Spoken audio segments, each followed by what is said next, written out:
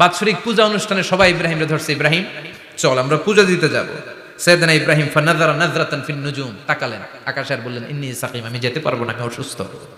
আমি কি আসলে সুস্থ ছিলেন? তো অসুস্থ বললেন কেন? কারণ অসুস্থতা দুই ধরনের, চিল্লায় বলেন, একটা শারীরিক আর একটা। সাইয়েদনা ইব্রাহিম মানসিকভাবে প্রচন্ড বিপর্যস্ত ছিলেন, অসুস্থ ছিলেন। এর কারণ গোটা উম্মাত মূর্তির পূজা করে, এই দৃশ্য দেখে কোনো নবী মানসিকভাবে সুস্থ থাকতে পারে? উনি বললেন আমি অসুস্থ, তোমরা যাও। সবাই বলল ঠিক আছে আমরা যাই। ইব্রাহিম তুই আমাদের ঘরের মূর্তিগুলারে পাহারা দে। মূর্তি পাহারাদার একজন ভালো লোক পাওয়া গেছে, মূর্তি পাহারা দেওয়ার জন্য ভালো একজন পাহারাদার পাওয়া গেছে। নাম কথা কোন? কথা বুঝতে কষ্ট হচ্ছে মনে হয়। মূর্তি পাহারা দেওয়ার জন্য কারে পাওয়া গেছে? সাইয়েদনা ইব্রাহিম কয় ঠিক আছে আজকে পাহারা দিমু, জন্মের পাহারা, যা তোরা দিতাছি, পাহারা দিতেছি যা। এইবার সাইয়েদনা ইব্রাহিম মূর্তির ঘরে ঢুকলেন। দেখেন কি সুন্দর কথোপকথন আল্লাহ তুলে ধরলেন। আল্লাহু আকবার। মূর্তির ঘরে, দেবীর ঘরে ঢুকে উনি ঘুরে ঘুরে তাকায়, দেখে একটা এমনি হা করে, আরেকটা ব্যয় করে, 14-15টা হাত নিয়ে তাকায় আছে। উনি সবগুলার সামনে এভাবে তাকায় আছে, দেখে এক একটা এক এক চেহারা, একটা হাতির গণেশ স্টাইলের, আরেকটা এরকম, আরেকটা নারীর, আরেকটা বাঘের, আরেকটা তলোয়ার নিয়ে আইতাছি কোপায় ফেলাবে, আছে না নাই? সবগুলোর সামনে যায়, যে যে দেখে আর অবাক হয় কত ধরনের খোদার কাছে এরা কত কিছু চায়। আর যে দেখে প্রত্যেকটার সামনে ডেজার্টস আইটেম, মিষ্টান্ন, এক একটার সামনে রসমালাই, এক একটার সামনে কালো জাম, লাল জাম, রসগোল্লা, চামচাম, দুধ মালাই, মালাই চপ, আছে না নাই? জিব্বায় পানি চলে আসছে নাকি? তো সাইয়েদনা ইব্রাহিম অবাক, কি রে এত মূর্তি, এত ডিজাইন, এত ভাবে এরা অঙ্গভঙ্গি করে আছে, এত খাবার দেয়া, খায় না কেন? সাইয়েদনা ইব্রাহিম ভাবলেন মনে হয় নাগাল পাই না, আমি একটু তুইলা ধরি। উনি রসমালাইয়ের বাটিটা নিয়ে যেটা হা করে আছে ওইটার সামনে যায়, কয় খা। কি কয়? বানাই কইতেছি মনে হয়। ফারাগা ইলা আলিহাতিম, মূর্তিগুলোর কাছে গেলেন। ফাকালা আলা তাকুলুন, খাবি না? ওই খাবি না ডারে আমি কিছু খা, কোরআন থেকে বলছি, ঠিক কি না? উনি ভাবলেন ওরা হয়তো খেতে পারে না, নাগাল পাচ্ছে না, কিংবা আমারে দেখে লজ্জা পাচ্ছে। নিজ থেকে রসমালাইয়ের বাটি তুলে ধরলেন, উনি বললেন খা, আর ওগুলা কয় হা হা করে রয়েছে, নরেও না চরেও না। উনি মুখের সামনে তুলে ধরে বললেন আলা তাকুলুন, খা। সবগুলার সামনে গেলেন, খা খা, কেউ খায় না, ওগুলো হা করে আছে। সাইয়েদনা ইব্রাহিম বললেন খা, কেউ কথা কয় না। উনি বললেন খাবি না কেন? তাইলে কথা ক। এই যে কষ্ট করে উড়াইলি, মুখের সামনে দিলাম, খাবি না কেন? কথা বল। আলা তাকুলুন, খাবি না কেন? কথা বল। মা লাকুম লা তাতাকাল্লামুন, খাবি না কেন? মা লাকুম লা তানতিকুন, হয় খা নয় কথা ক। বলতেই লাগলেন খা খা, প্রত্যেকটা মূর্তির সামনে গেলেন, খা, ওগুলা করে আছে হা, কোনো কথা কয় না। কয় কেন খাবি না? তাহলে কথা ক। খায়ও না, কথাও কয় না। আপনার ছেলে বায়না ধরছে আব্বা চানাচুর খাম। কি খাম? চানাচুর কিনে দিলেন, এই না চানাচুর। এখন চানাচুর খায় না। কিরে বাপ খাবি না কেন? কথাও কয় না। খায়ও না, কথাও কয় না। এখন বাকি আছে কোনটা? কথা কর। ফারাগা আলাইহিম দারবাম বিল ইয়ামিন, ডান হাতে কোপানো শুরু করলেন। ইচ্ছা মতো ঘুষি কিল মারতে মারতে মূর্তিগুলার সাইজ। ফারাগা আলাইহিম দারবাম বিল ইয়ামিন, এক একটা নবীর হাতে জান্নাতি শক্তি দিয়েছে কে? খা নাইলে কথা ক। খায় না, কথাও কয় না, বাকি আছে। মাইর মারতে শুরু করলেন, মারতে মারতে সব শেষ। তারপরে খুঁজে পেলেন একটা কুড়াল। কি পাইলেন? কুড়াল দিয়ে মারতে আরো সুবিধা, খালি এটা এভাবে মারে ওইভাবে মারে। মারতে মারতে যতগুলো মূর্তি ছিল সবগুলো মেরে বড় মূর্তিটার গায়ে মারতে যাবে, in the meantime stop, না এটারে মারো না। ফাজআলাহুম জুদাদান, সবগুলারে টুকরা টুকরা, ইল্লা কাবীর আল্লাহুম, বড়টা ছাড়া ওইটারে রেখে দিলেন।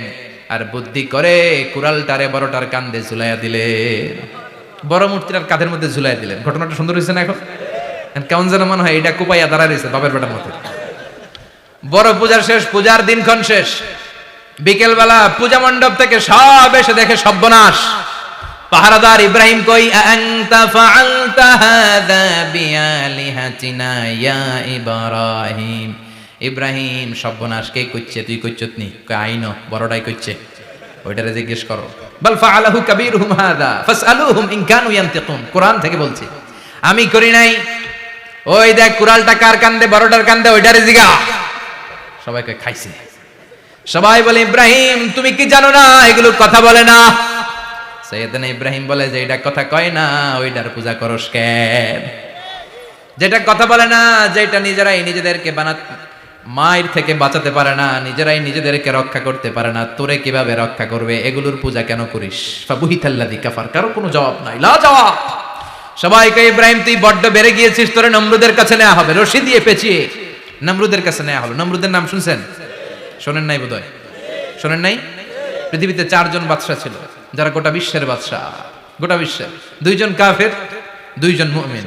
মুসলমানের একজন হচ্ছে যুলকারনাইন, আরেকজন হচ্ছে সাইয়েদনা সুলাইমান। কাফেরের একজন হচ্ছে বাখতানাসার, আরেকজন হচ্ছে নমরুদ। এই নমরুদের কাছে নিয়ে যাওয়া হলো রশি দিয়ে বেঁধে। এবার নমরুদের সাথে কি ডায়ালগ মারছে এটা তো আর কোরআনে নাই, কথা কন, এটাও আছে। নমরুদ বলে, ইব্রাহিম শুনলাম তুমি নাকি আমাদের খোদাগুলোরে মারছো, তুমি নাকি কোন আল্লাহর ইবাদত করো, তুমি নাকি কোন নতুন রবের তথ্য নিয়ে আমাদের বাবেল নগরীতে আগমন করেছো। আমি ছাড়া কোনো খোদা আছে বলে তো আমি শুনি নাই, এই বাবেল নগরীতে আমি ছাড়া কোনো খোদা আছে আজকে নতুন শুনলাম। কে তোমার খোদা, কি তার পাওয়া? এবার ডায়ালগ মারা শুরু করলেন সাইয়েদনা ইব্রাহিম। সাইয়েদনা ইব্রাহিম বললেন, রব্বি আল্লাযী ইউহয়ী ওয়া ইউমীত, আমার রব এমন রব যিনি জীবন দেয় আবার মরণও দেয়। প্রথমটারে দিলাম মরণ, পরেরটারে দিলাম জীবন। তোমার রব যে যেরকম করে জীবন দেয় আর মৃত্যু দেয়, আমিও জীবন দেই, আমিও মৃত্যু দেই। চিল্লায় পড়েন নাউযুবিল্লাহ। সাইয়েদনা ইব্রাহিম বিপদে পড়ে গেলেন। তাই তো, আসলেই তো প্রথম লোকটারে মৃত্যু দিল, দেয় নাই? কথা কন, ছুরি মেরে রক্ত বের করে ওর মৃত্যু দেয় নাই? পরের লোকটারও একই ভাবে মৃত্যু দিতে যে সেখান থেকে বাঁচিয়ে জীবন দিল। ভেজাল আছে না নাই? এবার সাইয়েদনা ইব্রাহিম বলে, ফাইন্নাল্লাহ ইয়াতি বিশ-শামসি মিনাল মাশরিকি ফাআতি বিহা মিনাল মাগরিবি ফাবুহিতাল্লাযী কাফার। সাইয়েদনা ইব্রাহিম বললেন, বুঝলাম তুমি আমার আল্লাহর মতো জীবন দাও, বুঝলাম তুমি আমার আল্লাহর মতো মরণ দাও, কিন্তু নমরুদ খেয়াল করে শোনো, আমার আল্লাহ প্রতিদিন সকাল বেলায় পূব আকাশ থেকে জল জলে সূর্যটা উঠায়। তোমার যদি এরকম কোনো ক্ষমতা থাকে, তুমি আগামীকাল সকাল থেকে পূর্ব দিক থেকে সূর্য না উঠিয়ে পশ্চিম দিক থেকে সূর্যটা উঠাও। ফাবুহিতাল্লাযী কাফার। এবার ধরা গেছে, এবার জায়গার মধ্যে ধরা, একেবারে স্টপ, লা জবাব। নমরুদের মুখে কোনো জবাব নাই। এবার নমরুদের মেজাজ নরম নাকি গরম? কথা কন। গরম মেজাজ নিয়ে কয়, হাররি কো, এটারে আগুনে জ্বালা, এটারে আগুনে ফেল। নমরুদ বুঝে নাই যে আগুনের মালিক কে। বিশাল আগুনের কুণ্ডলি পাকিয়ে সাইয়েদনা ইব্রাহিমকে আগুনের মধ্যে ফেলে দেয়া হলো। হাতের মধ্যে রশি, পায়ের মধ্যে রশি, সারা দেহের মধ্যে রশি পেঁচিয়ে আগুনের কুণ্ডলিতে ফেলে দেয়া হলো। মুহূর্তের মধ্যে আগুনের প্রজ্বলন শক্তি ওই রশিগুলোকে জ্বালিয়ে পুড়িয়ে ছারখার করে দেয়, কিন্তু সাইয়েদনা ইব্রাহিমের দেহের একটা পশমও জ্বালায় না।